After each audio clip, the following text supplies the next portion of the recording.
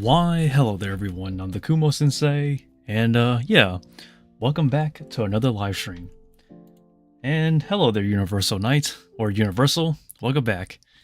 And yes, there's really no plans today, I'm just here chilling, but as promised, a live stream once a week. I'm trying to get back into that schedule, but it's really nice to see everyone though, and I hope everybody's doing well.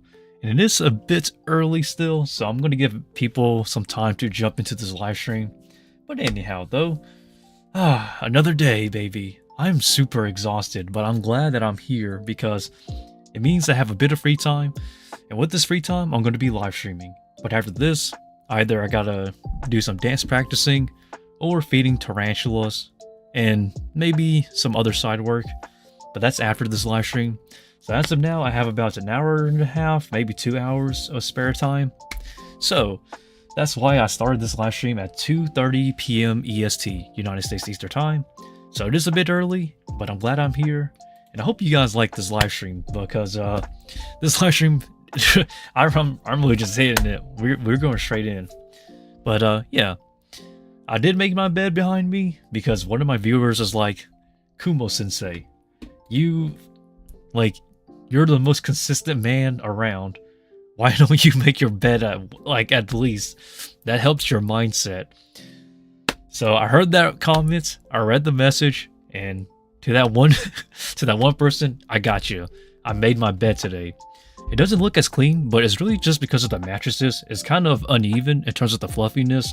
So it makes it look like it's kind of rattled, but I promise you I made my bed. It looks as decent as can be, so not a big deal. And my bed is pretty small because it's a regular twin size bed. But I'm super excited to be here, and I'm going to give everybody a bit of time to hop in, maybe an extra 10 minutes or so. But our goal today is to just relax, catch up on some things, and really just chat with everybody here. And my hair is a bit of a mess, so just don't mind it. Maybe I should do a hair split somewhere, like here. I'm too lazy to style my hair, but sometime in the future I will start styling my hair again. Maybe I should do like a middle split. This, go like that, go with the overlay on top. Yeah, that will do, something like that. But it's good to see everybody though. But let me get back into shape here. Sorry.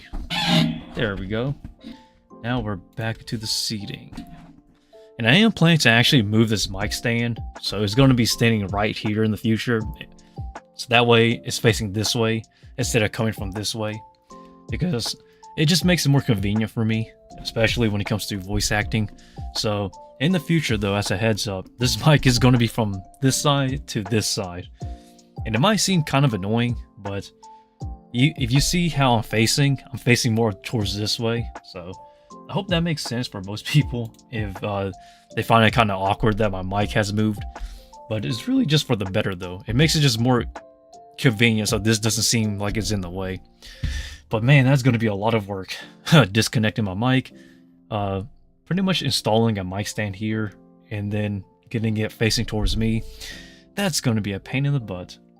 But it's good that I'm here. It's good that I'm speaking with everybody. It is a bit early for some people, maybe a bit late to others, but that's time zones. I don't have any control over that. So if you can't make it, that's fine. I don't hold anything against anyone. So by all means, we're here, baby. So yeah, I've been hanging on and I've been working. Slowly getting there. And currently I'm actually reducing my collection, my tarantula collection. So that way I can basically start over again.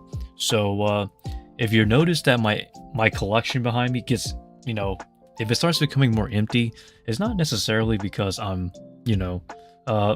quitting with my tarantula dream. It's more so I can reset myself. So that way I can actually focus on what I want to add to my inventory and get things ready for space, especially space once I start my tarantula business.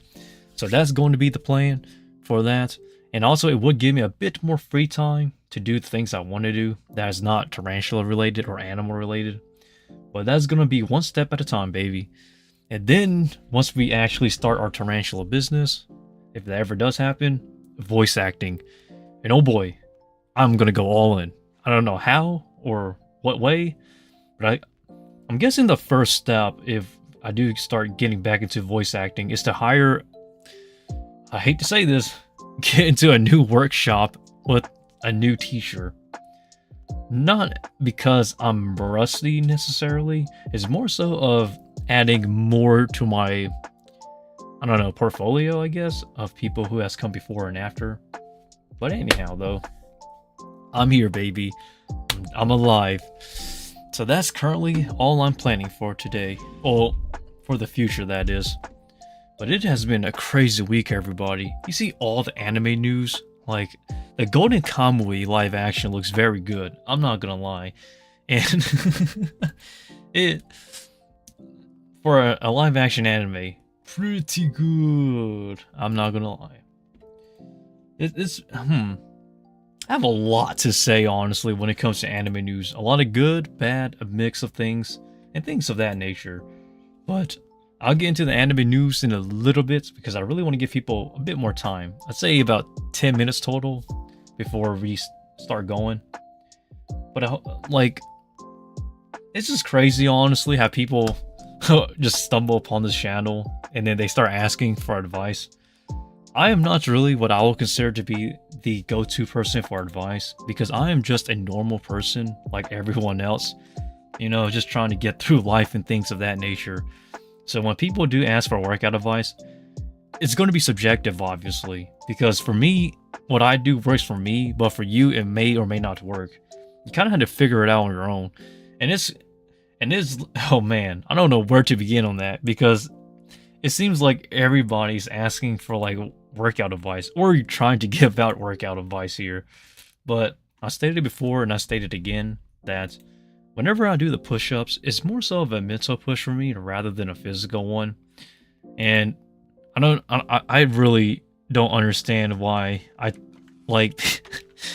people are still saying you need to do progressive overload. I understand. I work out. I've been training for 8 years now, but it just keeps it's kind of frustrating because I explained in basically all my videos at this point that I do work out, I do train, and I do diet.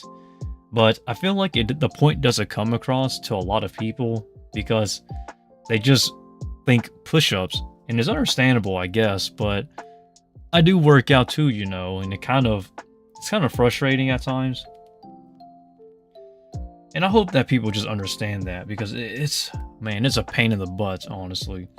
But I do still reiterate it in all of my push-up videos, so that way people just don't get things out of context, you know. And a lot of people, oh wow, it seems like our community is growing too. That's even the surprising part. Like, I did not ask for this, like the success. I don't even want to call it success. I'm still a small channel, but I did not ask to grow on this channel at all. It's even on day one, I clearly stated that I don't care what happens. Let's just see where this goes. And if I'm being completely transparent, I said it kind of selfishly because it was more so of myself, you know. I just really needed a mental push for myself, and then everybody else just kind of came along, which was the crazier part. Because I think that's the biggest misconception is that people think I'm doing it for views. It was never about the views at all. Because even I would admit that if you saw a random person on the internet just doing something like as simple as whatever every single day as a YouTube video, you would clearly say that that person has a stupid idea. And to be frank, it kind of is. So you wouldn't really think it will garner any attention whatsoever. I'm just saying that's what I was expecting, honestly, because I never did it for the YouTube algorithm or for the YouTube views. It was very personal. To be honest, it was a bit too personal because if you ever go back to my first video that I ever posted on this YouTube channel, it was clearly called Block Zors and Happiness. It was really just somebody who was not feeling it in life, just trying to catch up on life, basically. And that's why I decided to do the push-ups. It was because, damn, I'm just tired. Like, I was extremely tired of getting beat up by the world. So I'm just gonna push and fight my own way, I guess. Like, I really just don't... Like, I really didn't expect 2,000 views for one video at one point, or over 10,000 views for another video. Everything just kind of happened. It's strange to say it, but I feel like things happen when you don't ask for it. Is that a bad thing or a good thing? I'm not too sure. But by the way, I think a lot of people forget that I still do watch my own videos, especially my older videos. As a matter of fact, I just rewatched my older videos, Blog Source of Happiness. That's my first video on this channel, by the way. And I clearly stated, just do whatever makes you happy. And that's clearly what I've been trying to do. Like, because if you're watching this, whether it's live right now, or you're just watching the VOD because you missed this live stream, the thing is that, like, you never know where you're going to end up in life. The only thing you do know is where you came from. So I always go back to the beginning because, like, it's to, remind myself that, hey, this is you. Remember that. Don't become an a-hole. Don't get too cocky. Stay true to yourself. And that's and that's clearly what I've been doing. So on this channel, you don't really see me going too crazy now. It's just more so of like, yeah, I just gotta be myself at this point because I don't know. That's just the way it has to be. And look, I know that people say I'm humble, but in reality, I'm just a normal person. Like, as upsetting as it is to say, but it's the pure truth. Like, what makes me... Like, we're all different, don't get me wrong, but I'm just a normal person. I have dreams, I have goals, I'm working towards those goals. I have a job, I pay taxes, like, I have my setbacks, and I do have a lot of setbacks, but I just keep going because that's life. I'm a like, God. It's funny because people are treating me like I'm some, like, I don't know. I'm not a big fan of special treatment at all because it's just so strange to me. Like, man, what am I supposed to do, I'm just like everybody else. But I hope that everyone who watches my videos or my channel or just somehow happily stumbles upon my channel, I really hope that they all have ambitions in life. Whatever your ambitions are, such as a dream or something, just go for it. Don't rely on me, man, because like I stated, I'm just a normal person on the internet. If you dislike me, by all means, feel free to dislike me. If you like me, you'll like me. I don't really pick and choose for people here. So I don't I don't really care if you get my point, because we're all individual people. But I just hope that clarifies some things so people don't think that A, I'm doing push-ups for views, 2 is that it's all a stunt or a publicity stunt. Is not. And 3, yes, it was a personal thing to me. Like, if you go back to day 1, it still is too, by the way. And I've made a promise to myself, and I'm gonna keep that promise too. There's going to be a day when I don't need the push-ups anymore. And I don't care if I become irrelevant, because everybody on the internet at some point will become irrelevant. That's just how history works. I'm just gonna say it. The day I don't need the push-ups anymore, I'm just gonna stop. So if I don't need it anymore before day 1000, that's fine. I'm just gonna stop it. And I know people are going to be so disappointed about that, but the reason is that, like, the push-ups was for a mental, like, it's a self-purpose here. So I don't want to milk it for views, because then it wouldn't be genuine anymore. I want to stay true to myself here. So this is a heads up, like me being transparent here. Don't be mad if I stop. someday. Because if I stop, that's actually a good thing, because it means I don't need it anymore. But we're still here, baby, and I'm still I'm still pushing on. And I know a lot of people say, dude, that is useless. That's just the way you see it, but the way I feel about it is it's been working wonders, which is the surprising part.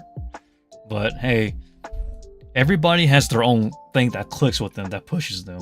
For me, the 25 push-ups was more than plenty. For you, it could be something else. Whether it's money, waking up on time, I don't know, going to work, eating healthy. Everybody's different. But that's just mine though. But I can't wait for the final day, whenever that day comes. I'll be ready too. And I don't care if people get mad, dislike, or complain that I stop. It's just because I don't really want to make things more unnecessary than it needs to be. But I still upload every day here on the channel though, because it has been an easy thing to do. I love uploading on this channel, and it's so fun because, man, that's crazy. Like, how do people struggle to upload YouTube videos? The only way you can struggle to upload like constantly or frequently is if you have very long form videos, or as if you're making one of the greatest videos of all time. But if you're just doing it for the enjoyment of just, you know, self-satisfaction, that's the right way to pronounce it, then it really becomes easy. For me, it was super easy.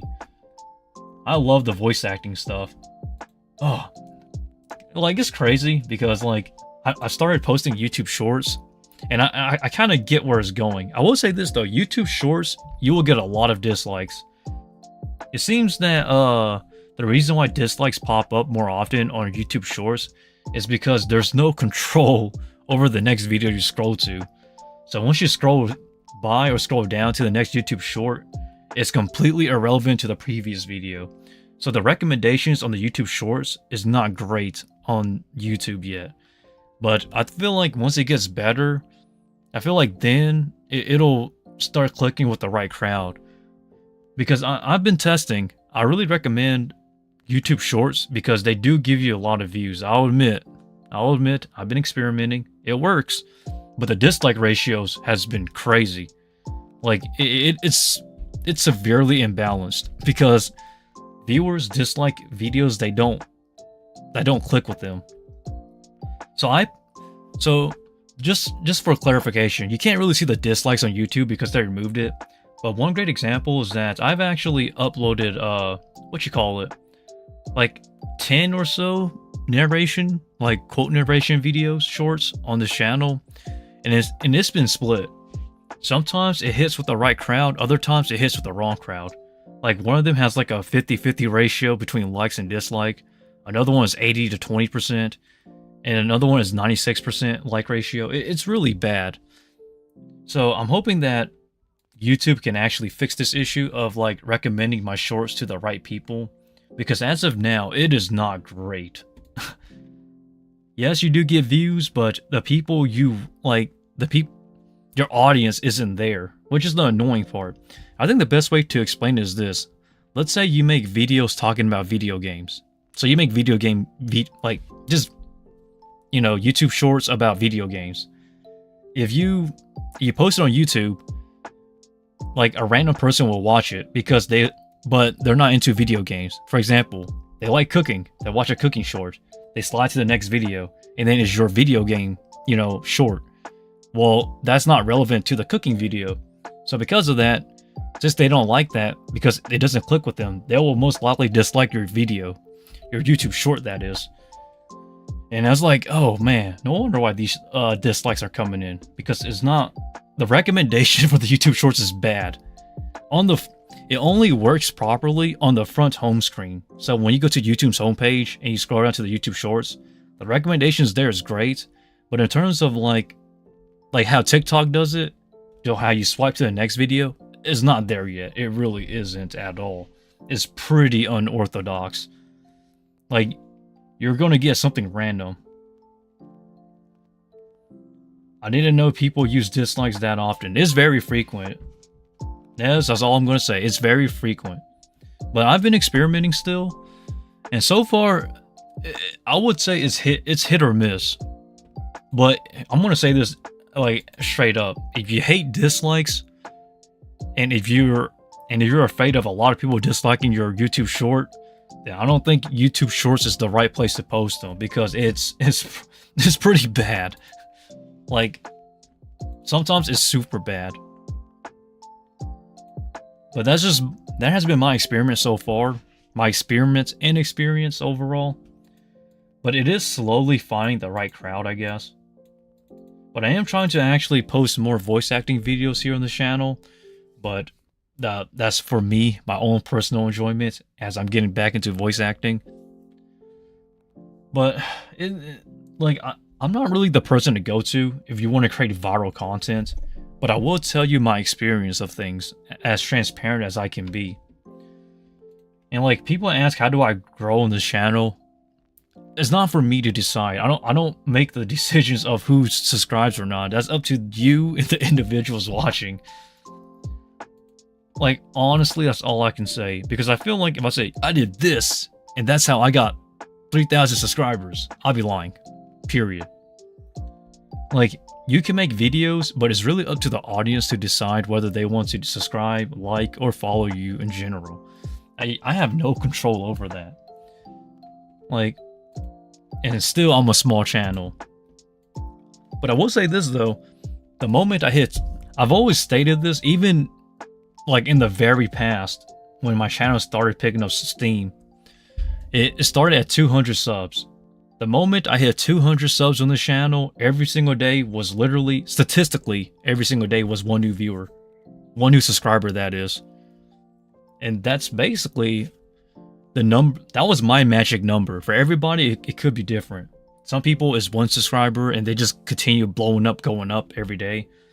Other people,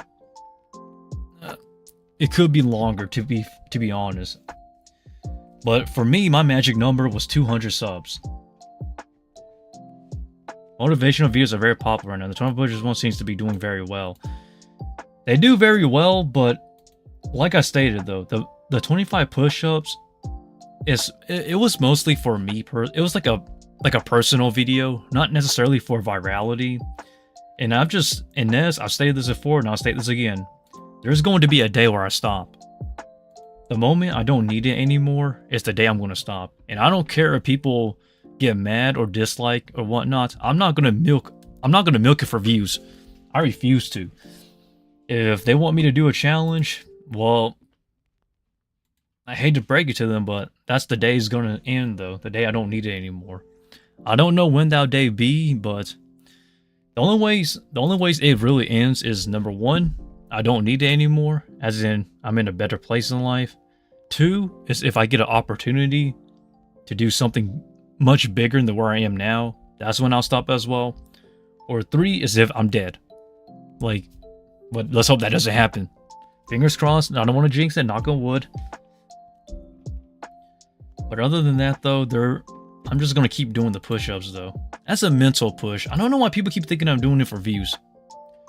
I really pray that people don't think I don't, like, no. Heck no. Not for views. I refuse to give in to that. People need to understand that YouTube is not a stable job at all. Like, it's just so frustrating because, like, I understand that YouTube can open opportunities for people and allow them to do a lot of stuff. But in reality though, like, it is most likely never going to happen. And this is just me being as transparent and being as honest as can be. I feel like if you truly want those opportunities, you need more than just virality at this point. Because, for example, if you went viral for one video, that's it. Like, it's just one video, you're done. Period. Like, I think the right term or the right word is 5 seconds of fame.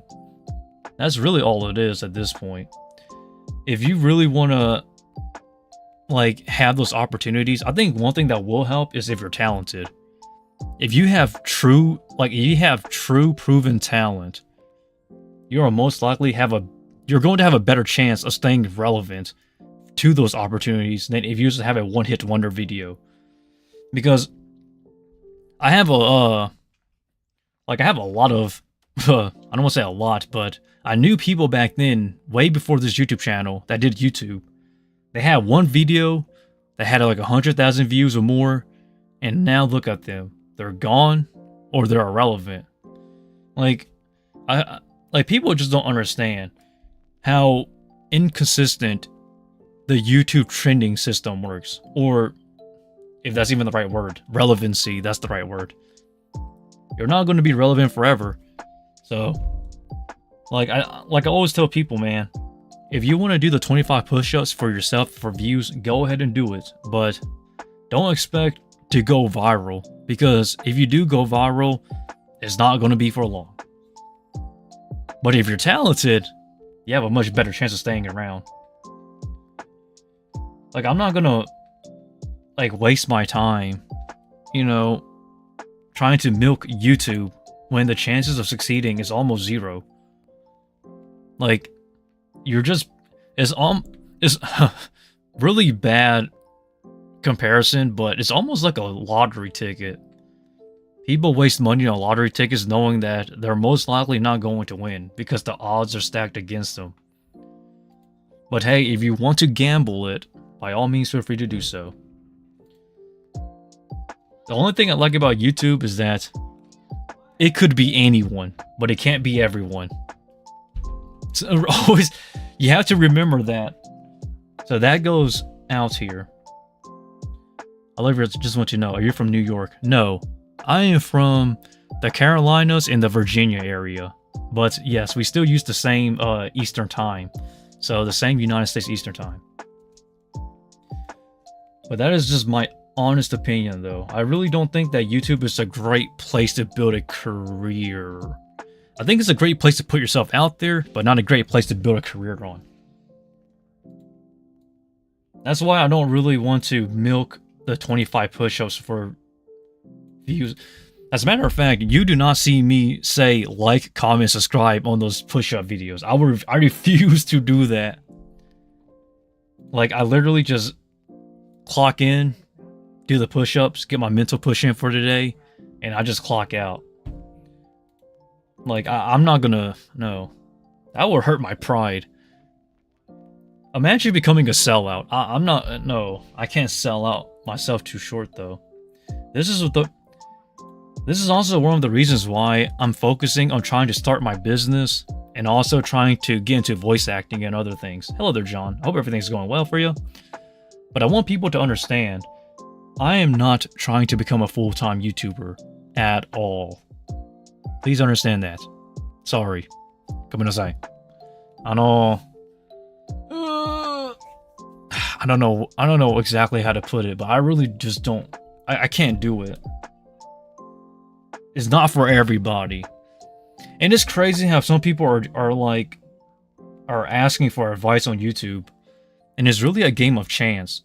Nobody is going to think that a stupid video about a guy doing push-ups will become trending or get recommended. Even on day one, I stated that I don't care, let's just see what happens and let's just see where this goes. But man, it's just crazy though. But I wish everybody luck on YouTube that wants to become a full-time YouTuber. But for me, I'm just going to use it as a way to promote my Tarantula business, I guess. Follow my Laxo channel. That's the shameless self-plug there. I'm just kidding, guys. But I do have a channel that is high quality of tarantula stuff. If you're into spiders and you want to support my my career as a tarantula breeder, coming into my spider business, by all means, subscribe to my Laxo channel. It's in my channel section here on this YouTube channel, so it is linked. Go check it out. I am a professional tarantula breeder, by the way. I'm very good at what I do. I'm overqualified, essentially. And I'm actually too good at what I do, which is kind of surprising, but yeah. Still, people are earning a lot from YouTube, especially people who are content creators are earning well. Justin, I really gotta kind of disagree on that. YouTube is very inconsistent I will not say it pays well. Can it pay out? Yes, it can. But you have to understand, YouTube is you're only as good as your last video. And relevancy is only a time frame, if you get what I'm saying. Because, like, you're not going to spend, for example, in my personal, not an example, but my personal thoughts, my opinion, basically. In my personal opinion, I really do think that YouTube is what I would identify as a short-term career. It is not a long-term career.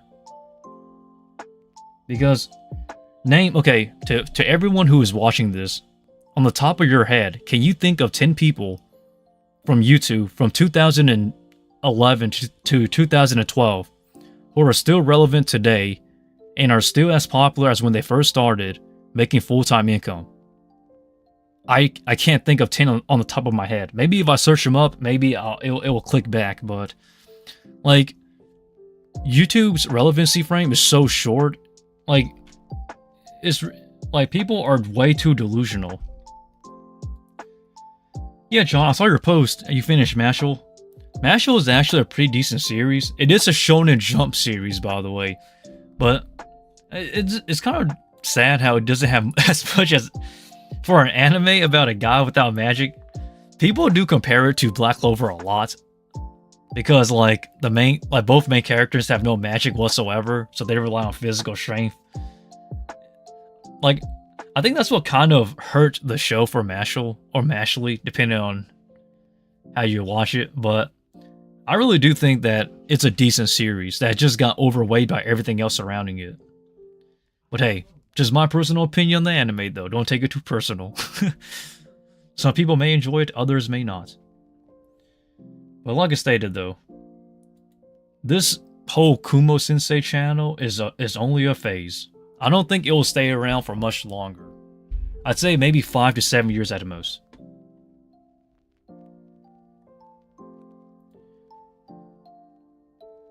There are definitely a lot of people still relevant from 2010 today, but out of all the channels, those are only like 100 people of millions. Yeah, and that's the thing. It's even shorter now, and much more harder. Nez, you have to understand, that is their time frame. It's lesser than 10 years for most people. And now put into this perspective, the competition back then was way less than it was today. Back then, like, there was like 1 million YouTubers. Now there's too many YouTubers, and it causes saturation. So if you really want to make it as a YouTuber, you have to compete with everybody on this platform, me included. Even if you create content that is not anime, push-ups, or anything of that nature, it's the fact that you're uploading on YouTube. YouTube has so much content surrounding itself now. From kids who are 12 posting, Fortnite videos, to teenagers posting anime videos, to adults posting how to do videos or vlog channels. YouTube is just too saturated now to where if you want to succeed, your chances are basically zero. And when you do succeed, it's not a long-term period. Like at most, maybe you can squeeze out 5 to 7 years of relevancy before you get replaced by somebody else. Because YouTube content really comes down to two things: the individual and the content they make, and the person who they are too behind the scenes. But because like what I do for my content, everybody can do it. Anyone can do it. My content is not special. Like, you can do it too, man. Like, I'm not stopping you. That's the thing. Like, so when people say, like, they want to do the push-up videos as well on TikTok or on Instagram or somewhere else, I don't really care. Like, if you're more successful than I am on YouTube, that's fine. It doesn't bother me. Like, because I never sought out YouTube success. I'm not a sellout too, by the way. No. But I really do pray that everyone who wants to become a YouTuber, I hope that they have success. I really, truly mean that. Because it's very difficult now. Because nobody's content is what I would say unique. Like, gaming content is growing well. I disagree with that. I strongly disagree with gaming content. Gaming content is way too saturated now. Like, I'm being dead serious. Like, people need to understand. When they... I think the gaming space is by far the most saturated one there is. Because in my personal opinion, I think gaming content is one of the easiest content to make out there. Unless you're a pro gamer, or unless you're somebody who's very knowledgeable on the game, I really don't see you growing on the gaming space. Because you have to either be a pro gamer or somebody who has been around in that game to know a lot about it. That's just my personal take, because I get recommended a bunch of nobodies who post gaming videos, whether it's indie horror games or whatever's trending for your FPS games. I strongly disagree with gaming content going well. This is a 2013 stance, like, in my personal opinion. Not to say that you won't grow as a gaming YouTuber. I'm just giving my personal thoughts, because I've actually uploaded gaming videos before on my old YouTube channel that is no longer around.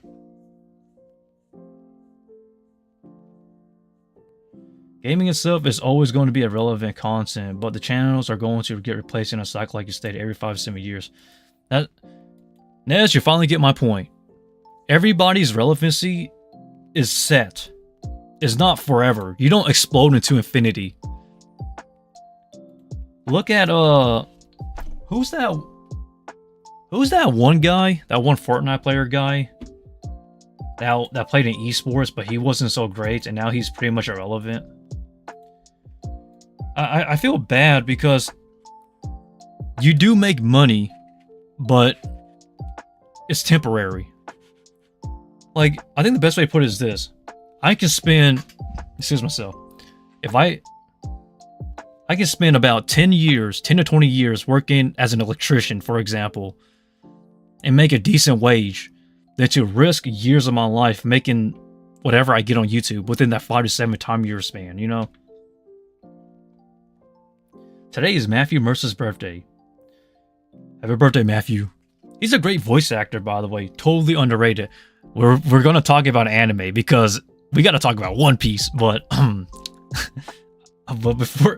but I'm gonna save that for like the hour mark, maybe the 55-minute mark. So I'm holding my anime enthusiastic, inside. Like, well, hang in there, John. Hang in there. I gotta give you some hot takes here, okay, guys? So, yeah, hang in there. Well, it's not hot takes, but the energy in me, though. I'm gonna be speaking like XQC in a little bit once we get into anime. But, like I stated, though, guys, I don't really care if I become irrelevant, because the only thing I really do care about is if my dreams come true or not, which is starting my business and getting into voice acting. And don't worry, guys, this mic is going to be moved to here, so it's going to be facing this way. How do you get into collecting and breeding tarantulas? It was pure accident. That's all I'm going to say. I actually already made a video discussing about that on my Laxo channel, which is where I post my tarantula work. So if anybody wants to know how I became a spider breeder or a tarantula breeder, there's a video for that. I started very young, put it that way. So, well, not very young. I started as a teenager, but I'm a master at what I do. If you're good at something, or if you want to get good at something, in my personal opinion, I will always say start young. Period. Start young. Because when you're young, you have more time in your hands, and you can dedicate more free time into mastering something.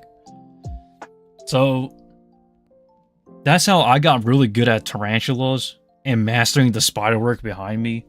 It's because I started when I was 16. I'm 24 now. But, like, I've been very good. Like, luckily I was at the right place at the right time. Same thing for dancing.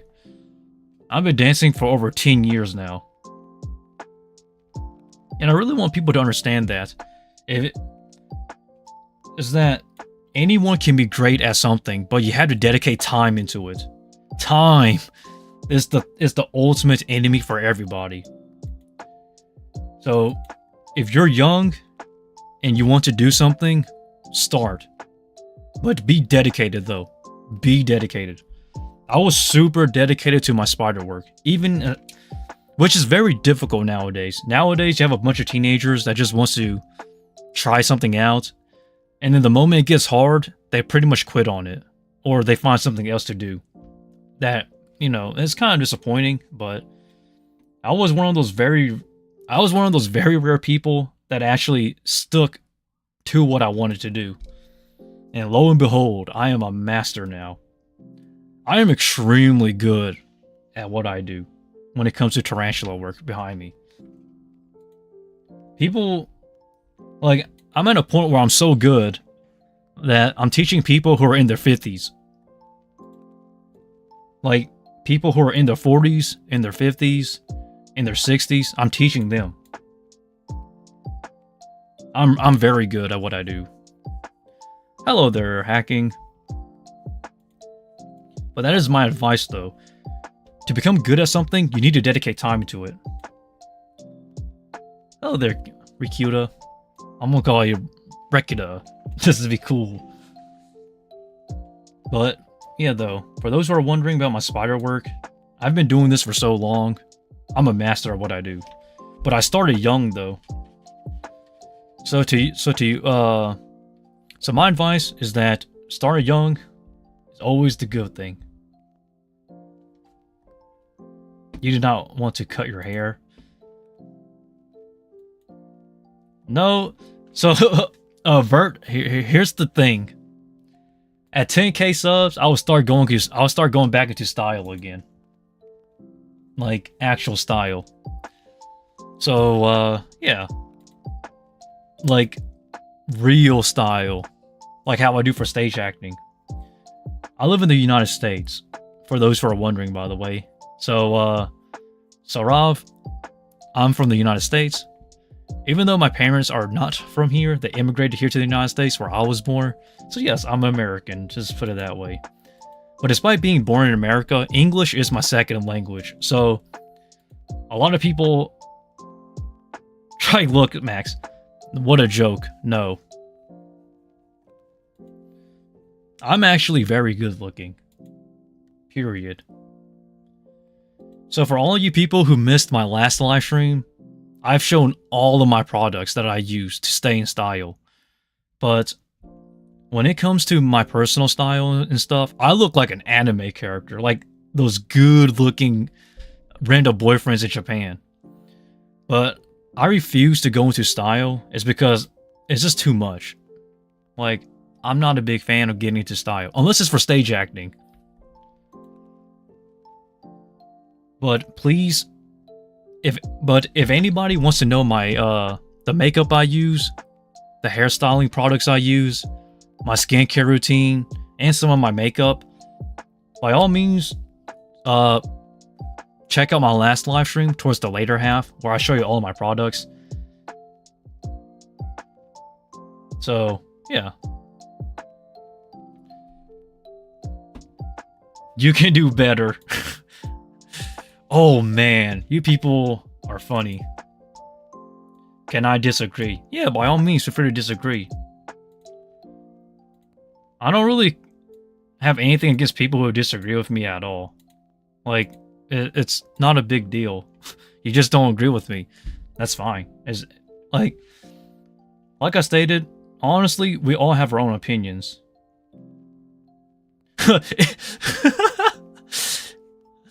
India won the T20 World Cup. I've noticed that a lot of my viewers are from India, which is pretty interesting. And today is National Camera Day, so yeah. I'm not gonna lie though, I've seen a lot of scam. So I don't want to be offensive to any of my Indian friends, but I don't know why I keep getting, like, these, I don't want to say scams, but these advertisements of, like, YouTube promotion stuff from India. Not a big fan of, by the way. But I do have my respect to India, though. I think people in India are criminally underrated. I think they're amazing people. Are you a student? No, I'm not a student. I've already graduated college. I'm from Malaysia. What's the time here? So my time here is currently 16 o'clock. Or 3:16 p.m. So, yeah. Our time. Look, I live in the United States here, so I live on United States Eastern Time, and it's currently afternoon for me. But I know that my friends in India, you guys are watching, it's probably super late. So, if you gotta go to bed, you should definitely go to bed. I do not force any of my viewers to actually watch my videos or watch my live streams. Because if you gotta go, you should definitely go to bed. Like, I put everybody's well-being first. By the way, a lot of people do ask why is my English good? It's because I live in the United States. But it's not perfect because English is my second language. Other than, you know, the other languages like Japanese, Portuguese, and French. Boy, my French must be terrible now. Definitely need to practice French again. Oui, oui. Ouais? Oui. Vous parlez donc français. La français est la langue de l'amour.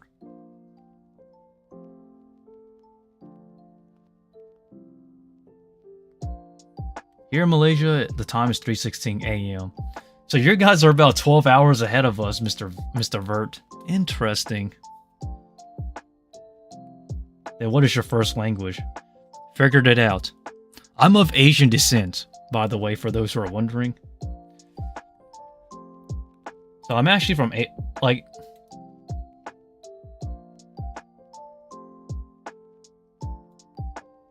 Oh, that hurts to hear, Rikuta. But I hope you do get your money back somehow, though. But for those who are wondering, though, in terms of my ethnicity, I am not Indian at all. I know that some my Indian folks thinks I'm Indian, or Malaysian, or Filipino, or Chinese, but I'm not. Sorry to disappoint you guys, but I am not Southeast Asian. Yes and not really. Yes and no, Mr. Vert. Yes and no. Like I stated, I'm of Asian descent. Gomenasai. My ego, not Jozu desu. My English is not good. No. But, Southeast Asian. Well, I guess through my mom's side of the family, I guess you could say that. And somewhat of my dad, maybe. Maybe not. But most of you guys will never get my ethnicity right, though. I am not Filipino. It seems like... I don't know... Some people think I'm Cambodian or Filipino. I am not either of those. I'm not Vietnamese. I'm not Taiwanese.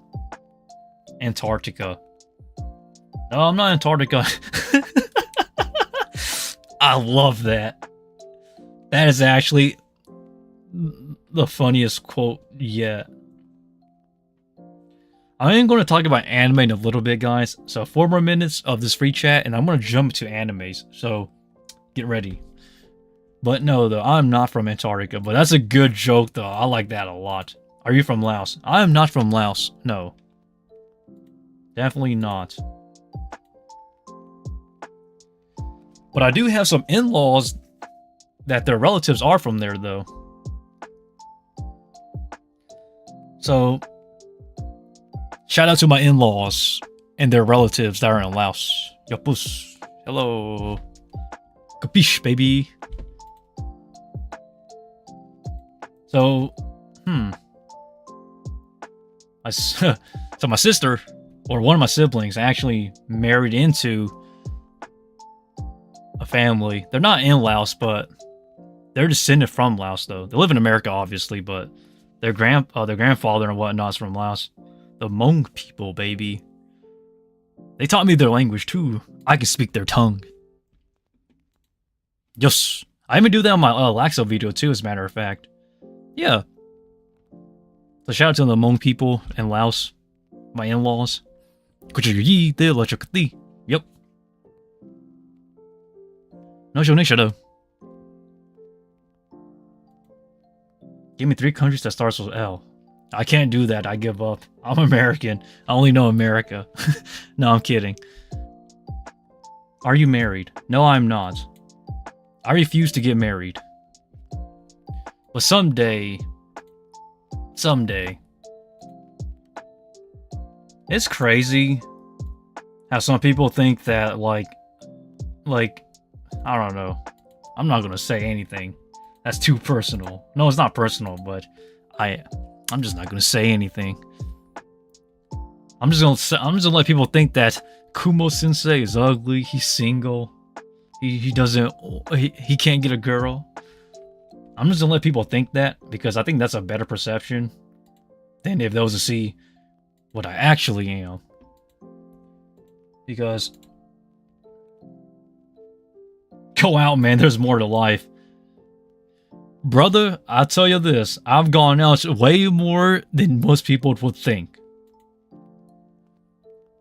Vert. That is the funniest thing I've heard all day, man. Well, the second funniest thing besides Antarctica here. Because I love that perception. Oh, this guy, the Kumo Sensei, he's just stuck living in... He's just a bum, just doing push-ups every day on YouTube. God, I really wish that was the case, man. I really wish.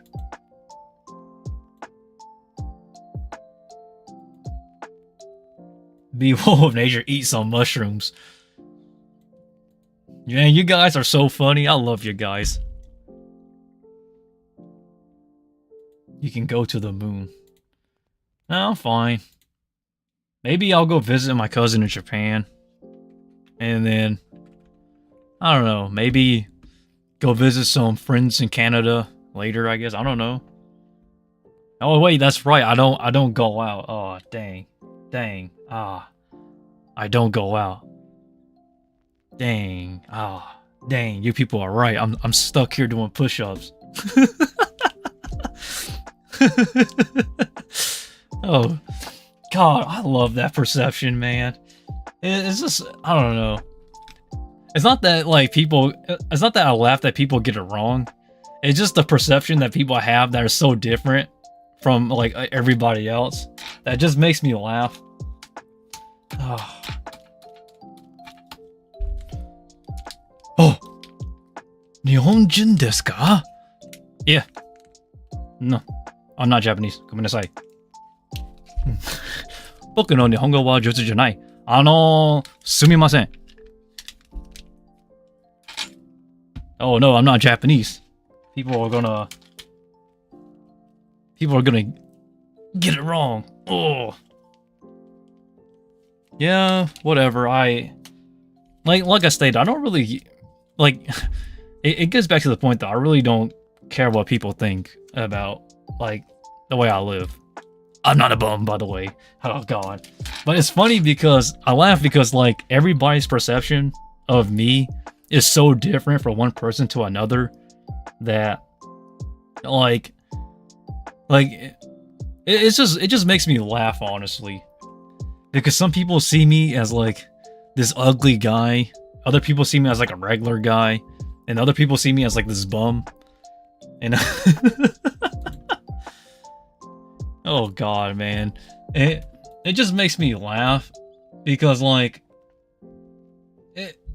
I will say this, so far no one's description has gotten close to who I am as a person, because even though I am a very transparent person for the most part, you also have to understand that I have to keep my own personal life personal as well. So I can't just tell you that I'm actually a good looking guy when I choose, or that I go out and sometimes I get way too reckless, or other times, such as I go out and actually hang out. Like, it's funny though, but I don't know. People's perception is what makes me laugh. But now it's time to talk about anime, though. So I would like to talk about anime. So John, if you're still here, stay here because I gotta roast some animes real quick. All right. So here we are on my anime list, though. So let's get straight into this, baby. Ikuyo. She's an anime. Oh, you Japanese? Oh, I did not read that. I missed that comment. Are you Japanese? Well, here's the thing. Figure it out. Okay. So some of these animes already started. So I'm gonna give you my personal thoughts on the anime that I have seen that has started. So John, if you're here, please let me know what's your favorite anime this current season that's coming out, or that is coming out pretty soon, because some of these are not dubbed yet in English. But man, do people have a lot of strange taste. I know people. Okay, so let's talk about what's out right now, and we'll just work down from here. So this is the one that's out. Oh yeah, sometimes hide her feelings in Russian. I can relate to this to an extent, but although I can relate to this, at the same time though, it's like it's not for me. I understand it's a romance series, but for a rom-com though, I'm kind of burned out of this type of genre. So honestly, the animation by the studio Doga Kobo is very good, but in terms of like my personal taste for romance, this one isn't really it. You prefer dub? I watch both dub, sub, and I watch it raw if I have to. But I think I gotta be honest. I think English dub has gotten much better, but is it perfect yet to the Japanese original language? No, it's not. Not yet, but it's getting there. There are some cases where the anime dub is better than the sub, though. Can you please say Giant Kolu is homosexual? He's my friend. Yeah, sure, why not? Giant Kolu is gay. What's wrong with that? What does that mean? Is this like a D's nuts joke or something? I'm guessing it's like a D's nuts joke, right? I hope it's not though, but there's nothing wrong with being. I have siblings who are homosexual. I'm not personally per se, but you're feel free to do what you want though. My sister's girlfriend is pretty cool though. She has like this cool Tokyo Ghoul shirt one time. Pay my respects. That was pretty cool. And a shout out to my homegirl too. I love my homegirl though.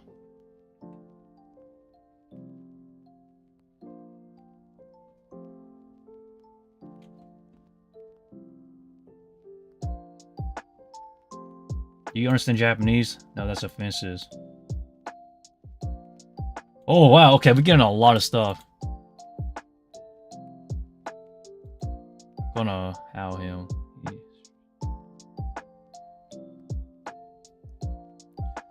Okay, hold up. That's offensive. Alright, if it's offensive, I take that back. But like I stated though, there's a lot of people here that are not from countries I'm not familiar with, so language barrier, things of that nature. Do you understand Japanese? Yes, I do. Not all of it, but depending on the Japanese and the complexity of it, yes, I do. That's offensive. Oh, as I stated before. What do you think about Hunter? I'm guessing that's what you mean. Hunter x Hunter, in my opinion, is probably one of the greatest power balances in anime. But anyhow, though, yeah. Going how him he's your sub. I don't know what you mean by that. Sorry, guys. But let us move on, though. People are telling me to check out Fairy Tail's 100 Years Quest, but I've already read the manga, so I know what happens. I'm not gonna watch this. This Isekai Suicide Squad stuff here, man. This might be a hot take, but I think the animation and the music and the track is cool, but I think the overall story is kind of mid. Don't take that personally, though. It's just my personal, opinion here. But hey, to each their own though. Days of My Stepsister, I passed. I don't think that's out yet. It's already out? No, not yet. Everybody's talking about this, my dear friend Nokotan. Oh my god, this anime is a meme. It's everywhere. Do you know the Monster anime? Yes. I think Monster's manga is better than the anime. The anime is good though, but the manga is better. Have you watched Read Bleach? Yes. I've already completed Bleach. Long time ago. Guys, okay, I need to make this... Okay, here's a clarification.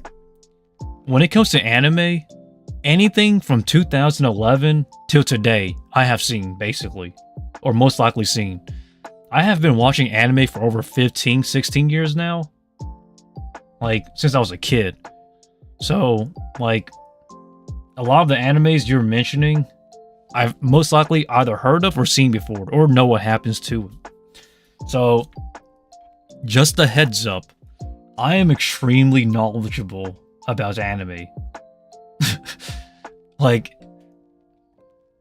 very knowledgeable. My favorite 24-hour anime is Fairy Tail 100-Year Quest. John, I'm telling you, I read the manga, so I know what happens. So I'm not going to spoil it for you, but I'm not going to watch it. Okay, here's my thoughts, Nez. When it comes to the Bleach 1,000 Years War, I think it's the it's necessary. I think like it is criminally like underpraised, because you have to remember, Tite Kubo, when he written the last arc of Bleach, the 1,000 Year Blood War arc, they basically forced him to write the conclusion, so he basically skipped all this, like, it was just rushed. So now, with the 1,000 Year Blood War anime, they're pretty much going back, adding new details in, adding some original stuff in, and basically trying to fix up Kubo's original vision of the ending for Bleach, instead of the one in the manga.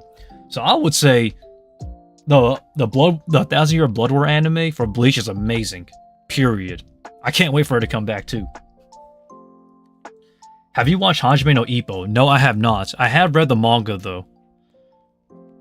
I actually prefer the manga over the anime when it comes to Hajime no Ippo. The problem with the anime is that sometimes it kind of drags. Kind of like One Piece, but not really. So, in all honesty though, really do recommend you just read the manga. Especially the panels where, like, where Ippo has, like, an actual swing. Like, man, when there's an actual swing, the momentum looks amazing in manga form. Just saying. You are a vet. Yeah, I wouldn't say I'm a vet. I just watch anime casually. I think, okay, here's the thing. I know a lot about anime, but I feel like what a lot of people get wrong is that I've just been watching anime casually for such a long time, to the point where I've become knowledgeable about them. You know? So, but that's just my personal experience though. Because, like, if you're talking about watching anime, you mean Dempsey roll.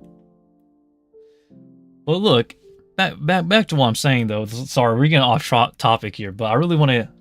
Okay, so when it comes to anime, basically anything 2011 up, when I started taking anime extremely seriously, I've pretty much seen or heard of. But from 2007 to 2011, this was the phase where animes were kind of iffy. So, like, you have fan subs, fan translations, and really bad dubs. And that's basically where you started. So, like, a bunch of older shows. So, basically, a bunch of... you guys are all so funny. So, what I'm getting at is that, like, anime back then, the accessibility was more casual. Like, you couldn't go hardcore watching anime back then because there was, like, no access to those animes. So when the internet became more relevant, especially in 2011, like, anime took off for me, so I got caught up really quick. Because, like I stated, anime rarely came out of Japan. Like, if you want to get a hold of anime. You boxer off, kinda, me too. But you have to understand though, that was for my time. everybody's time is different. Anime nowadays, you can just Google it and pirate anime all you want, but that was not the case back then, man. But yes, though, watching anime for me is nothing new. Like, I know a lot of people start watching animes when they're in their teenage years, like seriously watching anime in their teenage years. But luckily for me, I got exposed to anime early, baby. Like most Nihongo people do. I really do recommend, everybody's always like, what's the first one you should go to if you're watching anime as a kid? Crayon, Shin-chan, and Doraemon. Doraemon is like never ending. It's like the never ending story almost of anime. My calluses are getting kind of rusty. I actually do need to train them. Probably do some pull-ups later today. Is the friendly professional? Dang, you're having a full-on conversation down there in the chat. That's crazy. But overall, though, like, anime for me, like, I can't see watching anime as a full-time YouTube career. I just don't see that happening for me. That's why while I do talk about anime passionately, at the same time, I'm not trying to make it a profession. Are you caught up with the Jujutsu Kaisen manga? Yes and no, not really. I'm close to being caught up to an extent, but not necessarily by reading it. More so my I don't want to say friends because that's too dangerous of a word. One of them, my online people I talked to, did tell me what happens. And honestly, it's to be expected, but I don't know why, but why do people seem so mixed on it? No, don't post any spoilers of the Jujutsu Kaisen manga for those who haven't read the manga, but it seems like, I don't want to say it's gotten worse or better, but it's just crazy, man. That's how confusing it is. I think the biggest backlash that I've seen though is the My Hero Academia manga. Like, if for anyone who has for anyone who's watching My Hero Academia and are enjoying it, like, the manga is coming to a close. It's like 3 chapters left before it's done. And honestly, it's pretty mixed on what people think about it. But for those people who are interested in My Hero, or those who are watching My Hero Academia, what do you guys think of it so far? Because, man, that anime, the manga though, my bad, it's very interesting. Too interesting. Like, here's the thing, I'm not one to judge people's anime taste whatsoever, but it just raises an eyebrow. Like, is this the right direction? Because you have to remember, My Hero Academia was supposed to be shorter than what it is now. So to see it finally conclude, I think it's going to have the fan base kind of split. Like, there are people making memes about it on Twitter already. It's so funny. But I have nothing but respect for Horikoshi, though. I really thought he was good season 1, but I haven't caught since I got bored season 5. Yeah, I guess you're kind of on the same boat as most people, though. It lost a lot of momentum coming into like the later seasons, but like it really makes me wonder, like, damn, what happened?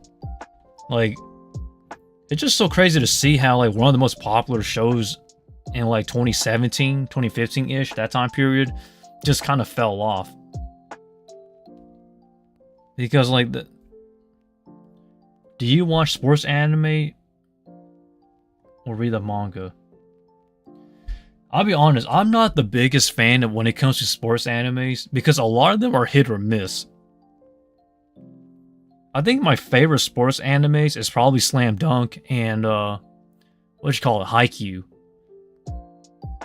But everything else, I'm not like, I don't really watch seriously. Like, I watch it casually, but I don't really get too into it because I feel like those two animes to me, those two series, my bad, they actually give off like the sports vibes that I like.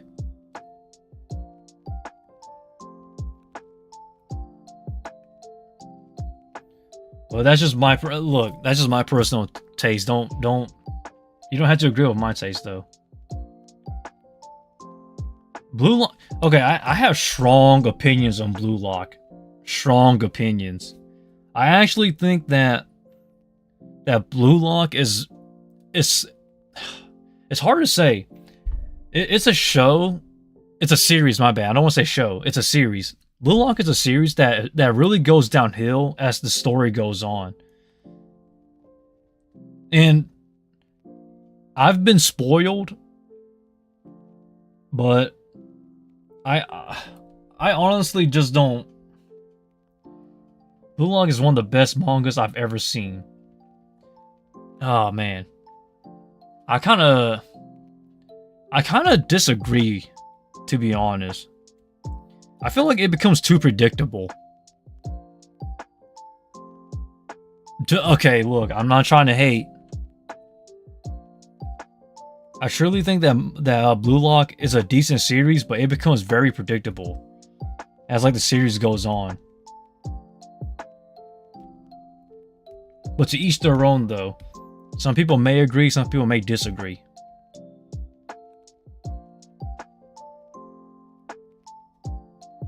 Oh, my calluses are fading out. That's not good. Okay, I'm gonna go train later in a bit, actually. I'd say about 15 more minutes, maybe, and then I'm out. But back to what I'm saying, though. In terms of sports series, though, I really do think Slam Dunk and Haikyuu are the best ones. And there's a reason why I say that. It's not because of the dynamic and how the series works. It's because it's one of those few sports series, or one of those few series in all of manga and anime that actually has a very conclusive story. Like, when it ends, it really ends. Like, I hate series that doesn't conclude properly. And those series do conclude properly, in my personal opinion. So, like, that's just my personal issue. And a lot of, like, it's not that sports is a genre I don't like. It's just the fact that when it comes to sports series, the endings are usually very lackluster. Like, it's very inconclusive. And unless it has the same, like, levels of good conclusion as Haikyuu or something, I just, like, don't want to waste my time. Because you know where it's going at times. But the real question is, how does it end? Because one of the biggest factors of, like any series, without a doubt, not just sports animes or whatever, mangas, etc., is the ending. If the ending sucks, the whole series falls flat. I know people keep using the saying, it's not about the destination, it's about the journey getting there. I kind of disagree with that. For most series. Most, not all, but most. There's a lot of series that literally was great, and then when the ending came around, it just fell to the ground. Like, nobody cared. And now, just looking back on it, it's just like, damn, you remember that one series when it was still good? Before it fell off, you know? That's kind of like where most series are at now. Like I stated in my last live stream. Was it my last live stream or so? I don't remember, but I stated that if I ever create a series, which I never will, but let's say I do, I personally will write the ending first and then go backwards. Like, that's my process if I was to create a story. Focus on the ending and then work your way towards the beginning. So that way you know your ending is a banger and it doesn't go out like god dang. It's just crazy, man. How good of a journey something is, but how terrible of an ending it can be. In anime, the ending matters a lot because people would tell you before watching, because that ending's bad, everyone's enjoying it. Exactly. John, 5 more days on the 10th anniversary on the 4th of July. Okay, hold up. One question at a time. Let's talk about Tokyo Ghoul first. Because Boruto is pretty straightforward. Well, actually, let's talk about Boruto real quick. I think Boruto is boring. Period. In the story. Tokyo Ghoul 10th anniversary. So from my understanding, what they're going to do for the 10th anniversary is that they're going to be doing a rebroadcast of some of the episodes of season 1 on Japanese TV. And they're also going to do a giveaway for some keychains as well for some lucky winners in Japan. So that's pretty interesting. But I'm hoping that they actually do announce something for the 10th anniversary. And I'm praying, I'm actually praying that they do a remake.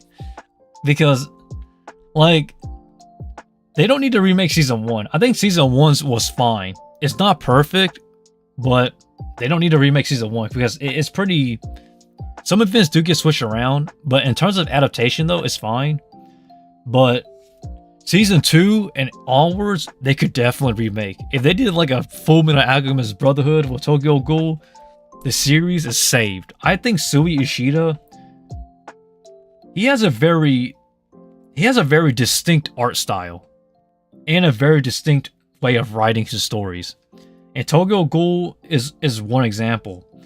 But I'm not a big fan of how Studio Pierrot adapted the series into an anime. So I'm really praying that they actually do remake Tokyo Ghoul. But I don't think that's going to happen because number 1, Studio Pierrot don't have the money, and number 2, like, I just don't see them going out of their way to do it, you know? But I remember when Tokyo Ghoul announced their anime adaptation, though. Believe it or not, some of the scenes they use in the anime adaptation for their PV is not in the actual anime.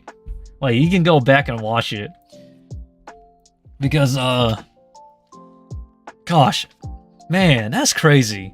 I remember when Tokyo Ghoul announced its anime PV back in early 2014, before they aired it in the fall of 2014. It was pretty nice. The good old days. But that's honestly what I'm expecting, or what I'm hoping for. But in reality, though, I don't think they're going to do much for the 10th anniversary. Demon Slayer Season 4 double stream tomorrow on Crunchyroll. Demon Slayer really fell off, if I'm being honest, John. I like Demon Slayer as much as the next person, but even I have to admit that, man, have they fallen down a bit. A lot, actually. I personally would... See, the problem with... See, here's the problem. The problem with Demon Slayer is that it struggles of pacing. Because, for some reason, what am I saying? Ufotable, the anime studio that creates Demon Slayer, they keep taking, like, the small story arcs and they keep stretching it as long as they can. Which isn't a bad idea, actually. I don't mind if they take their time adapting stuff into anime. I think that's better in some cases, but it's the fact that they keep doing it to the boring parts. Like literally, it's the parts that, like, nobody cares about. So it lost a lot of momentum and a lot of fans because of the training, the Hashira training arc. So basically what they're doing right now is that for the final arc for Demon Slayer, they're going to turn it into a 2-part movie. So that's going to be very interesting. Oh, I am just tired out from that, honestly. Continuing with Ufotable, have you watched any of the Fate series? Yes. Fate Unlimited Blade Works, Fate Stay Night Heaven's Feel, my bad. Yeah, I've seen them. I think they're pretty good. But man, that was the anime that put Studio Ufotable on the map. Unlimited Blade Works. Like, I know a lot of people mention Tsukihime, which, to be honest, I don't think anybody watched Tsukihime because you guys are probably a little baby, or a lot of you are too young at the time, because Tsukihime came out in 2009 or 2008 actually, and then Fate Zero came out later. And a lot of people keep saying Fate Zero was what started the high animation quality for Ufotable, but in my personal opinion, it was definitely Tsukihime. But I don't know, people nowadays, man, they forget about the good OGs. I think Tsukihime is underrated as a series. If you haven't seen it, go and watch it. Remember, it came out 2007, 2008-ish. And it was just for that, man, the animation for that time was breathtaking, period. Can't change my mind on that. And then Phase Zero was just the icing on top. But yet everybody keeps giving credit to Phase Zero. I do like Phase Zero though. I think Phase Zero is an amazing series. Like it's a great precursor to Phase Stay at Night. But my god, Ufotable right now is in debt. I'm hoping they can pay out their anime debt, because for those who are not caught up with anime news, Ufotable is still in anime debt. So they owe a lot of money still. So I'm hoping they can pay out or break even or something, because they're struggling right now in terms of payments. And this goes back to my original point. I really do think that animators, like any animators or anybody who's working in the anime or manga industry, is way too overworked. Like, I just could not live in Japan, man. I would die. Like, the work culture in Japan is just absolutely hell. I don't know how my cousin can do it. I just don't know how he does it. It's just too much. Like, to my relatives in Japan and the homies over there, no disrespect to you guys, but just my personal opinion though. Like, you literally, people complain about having a 9-to-5 job, but in Japan it's like a 13-hour shift. Literally, you start work at 8, you get out at 12, and then you go back to work at 8. Like, are you kidding me? Well, I could not work like that. I would die. It is beyond me, man. And then you can't really ask for breaks or anything like that. So once you get into break, you better take your break. And it's just frustrating to see how animators are treated like it's like literal hell working in an anime studio. So I have nothing but respect and praise to the people who actually commit into animating shows. Like, I don't know, man. Like, what I don't know is that, like, I don't know what the future is going to be when it comes to animation. It's funny because a lot of people think that a bunch of animators for anime are... So a lot of people think that animators in Japan are Japanese, but that's not really true. Japan actually hire a lot of foreigners to do their animation as well. So a lot of them are from Korea, South Korea, China. Some of them are from here in the United States and from other parts of the world. It's not just... Animators in Japan are not just Japanese, and I feel like people forget about that. I've seen video games people getting off of work and so it just looks so sad. It's too crowded. The Japanese work culture is extremely crowded when you ride the subways. There's like no space to stand. Everybody crams into the subway. It's not easy living in Japan. And also you must always bring cash. You can't pay with any debit card or credit card, which makes it even more frustrating. And they still use floppy disk. They just don't use hard drives and thumb drives and zip drives. Some of them still use floppy disk, like from the 90s, which is even crazier. Like, dang. People, I don't know if people have like this screwed perception of like what Japan really is. Japan is not bad, but it's not perfect either. It goes both ways. Same thing for every place in this world. But I would definitely like to go visit Japan again, though. That'd be nice. Just go see some people. Be like, yeah! And then... oh, man. I have a funny story to tell someday. About one Japanese friend I had who was trying to learn English. Like, God. I think what makes this is not offensive because I can say this is I think one thing that makes the language barrier difficult for Japanese people when it comes to speaking English to them is the culture barrier. Like, I don't know how to explain it, but I'm gonna say I can't explain it to you guys. But someday, God, I have such an amazing story of like, nah, I can't say it. I don't want to hurt his feelings. I don't think he would never see this, by the way. But God, when you get a chance, it's so funny. Okay, here's the thing. I think, okay, so what a lot of people forget is that when you're learning Japanese, or when a Japanese person is learning English, I think the first thing everybody needs to understand is their cultural differences first. Because what a lot of people don't understand is that Japan, well, a lot of people do know that Japan is a culture of respect, but when you're speaking in Japanese, you don't say things directly to an extent. When you're speaking out of respect, it's like the minimum word choice. And then you as you who's receiving the words of what they're saying, you kind of have to understand where they're coming from. And I'm telling you, it's harder than what it seems. You can't speak directly out of your mind.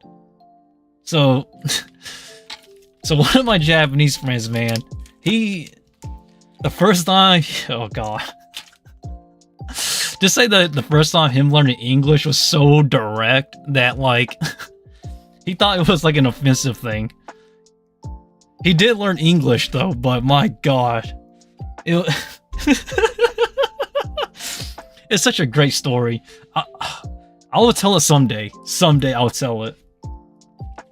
It's just a story of what cultures can do to language barriers. But really though, I'm not gonna say anymore though.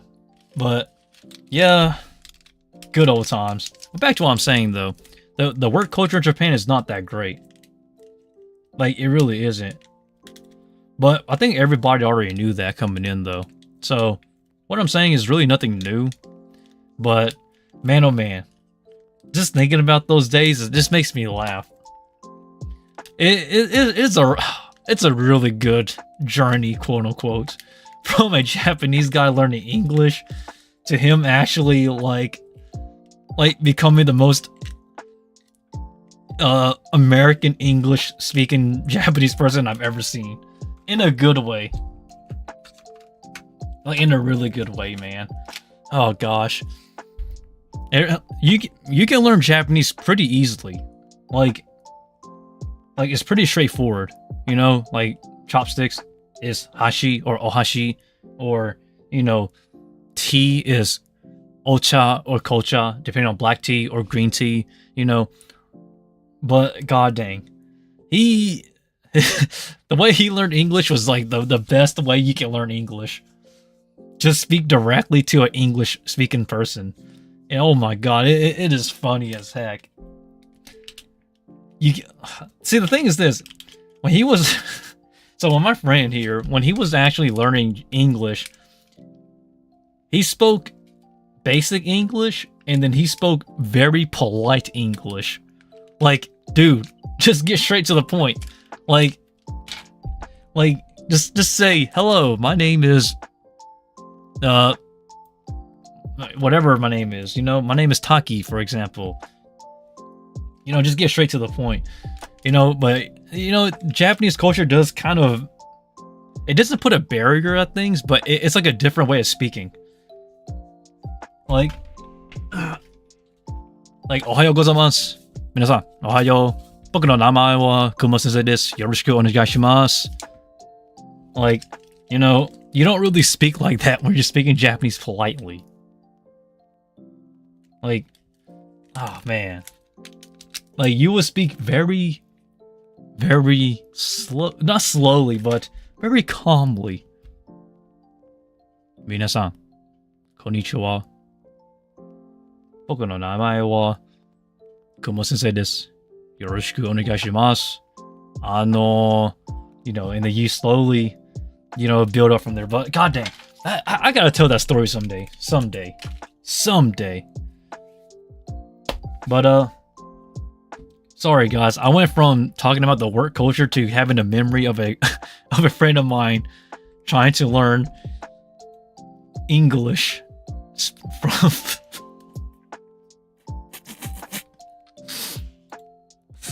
I love those stories, man. People, it's always it's more common nowadays to see people learn Japanese, but I think it's more interesting when it's a Japanese person learning English, the other way around, because like you start to understand that it's not necessarily the language that is the problem, but it's also the culture, because yeah.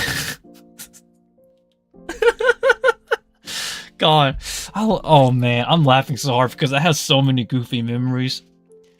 But his English was pretty good though by the end of it all. It took him, I'd say 6 to 7 months for him to speak decent basic English. Like, hello, my name is Toshi desu, or my name's Toshi. It's nice to meet you, But you have to understand though, it wasn't as easy for him to learn English. It's because, when you're speaking Japanese, they don't have certain syllables, certain mouth pitches. So you're not going to hear heart. You don't hear that. You hear hato. Like, they can't do R's.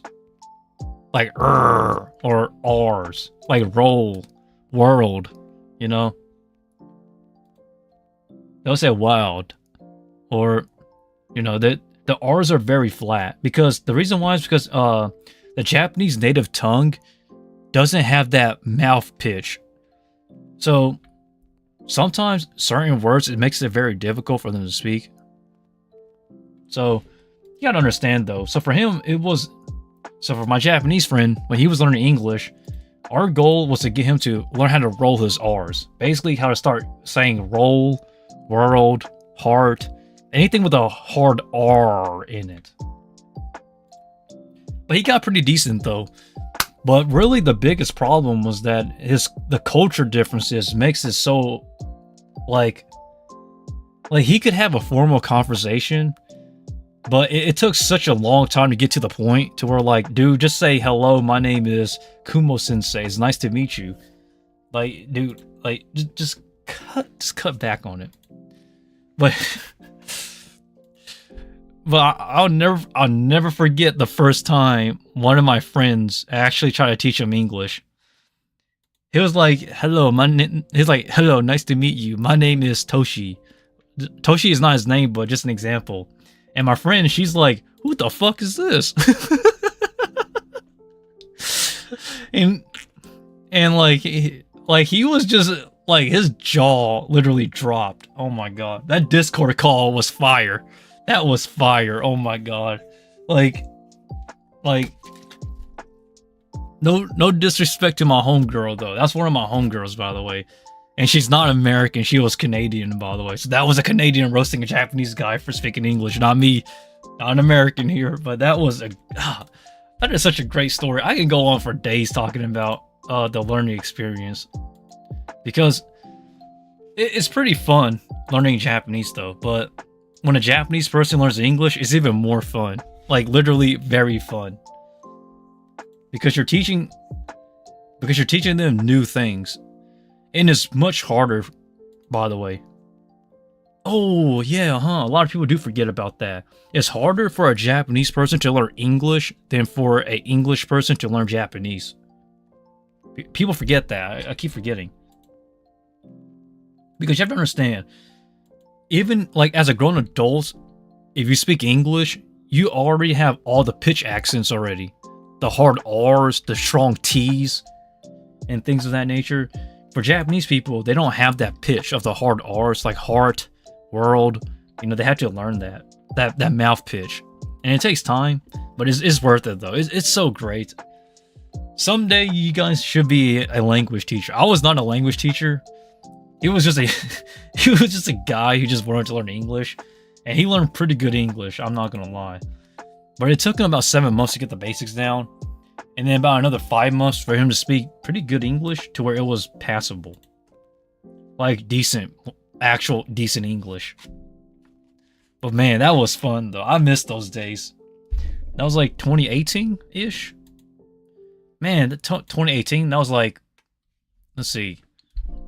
Let's go backwards. 24, 23, 22, 21, 20, 19, 18, oh wait. That's about 6 years ago. I wonder how he's doing, but I hope he's doing better though. Because that guy has some of the best teachers that he could ever have. He had me and some unorthodox types of teachers. For me, I find that, like, if you want to learn Japanese, I think the best way to learn is to actually learn how to identify nouns. So, for example, like a mailbox, you would say posto. Like for like a post box, you would say posto. Or if you say like you know, swimming, suye or yogu, depending on how you use it. Or, you know, find ways to actually understand stuff. And then once you learn how to do nouns, try to understand pitch accents, such as amet and amet.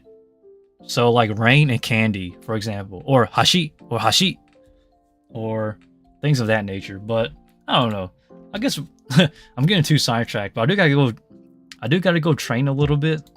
So yeah, without further ado, everyone, thanks for stopping by. And I know I got sidetracked a lot on this live stream, but I just had to talk about some Japanese stuff. But without further ado, everyone, thanks for watching. Make sure to like this live stream if you enjoy it. And don't worry if you missed out. I'll live stream again next week. And yeah, I'll post it here on this channel or on my Discord. And without further ado, everyone, I really got to get going. I got to go training. And until the next one, baby, I guess that's really about it, I think. So, kabish!